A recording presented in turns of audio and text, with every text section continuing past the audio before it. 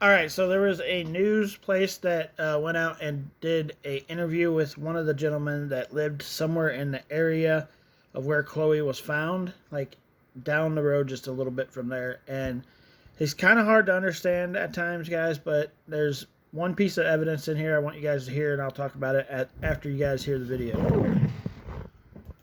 Is here. Do you know actually what's just been unfolding outside your house this morning? No, we don't hardly know, but we was down the road there, just at my auntie's house, yeah. And because we see him up and down in his car driving around, yeah. But every time we see him at his house here, he'll jump in his car and he'll drive. But then he'll come around and he'll make sure I have a look at his house, but then we'll just keep driving, yeah. Yeah, so I'll just interrupt you there, mate. So are you aware that this is the home where Cleo Smith was found this morning at 1 o'clock? Yeah, I was there this morning, just down the road. Describe for us what happened. What happened was there was a detective's car there was about two, and we was down the road, and then two jumped out, and then they walked in there about 10 or 11, something like that, but they ended up finding her inside there, yeah. And how frantic were they sort of going into the house when they executed that search warrant? Nah, we wasn't too sure, yeah, we stayed our distance, yeah, we stood back and we waited, but then after that, we seen someone, on that detective's shoulder. We thought it might be that little girl now, which it was, yeah.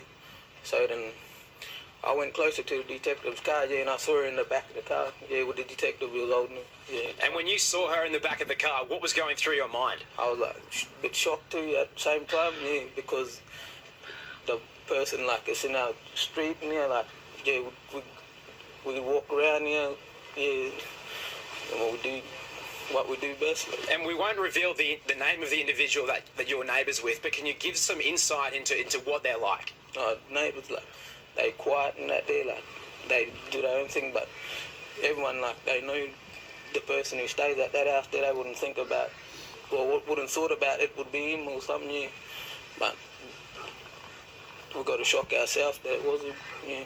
And, she's been there, we believe, for up to 3 weeks. Yeah. Did you have any sign that anyone might have been taken there? Was there anything suspicious that piqued your interest over those 3 weeks? Yeah. Listen to this. Well, other day, I think it was Monday, we saw him in the Woolworths there buying Kimbies and that, but we didn't click on who it was, or what he was buying it for, who he was buying it for, yeah.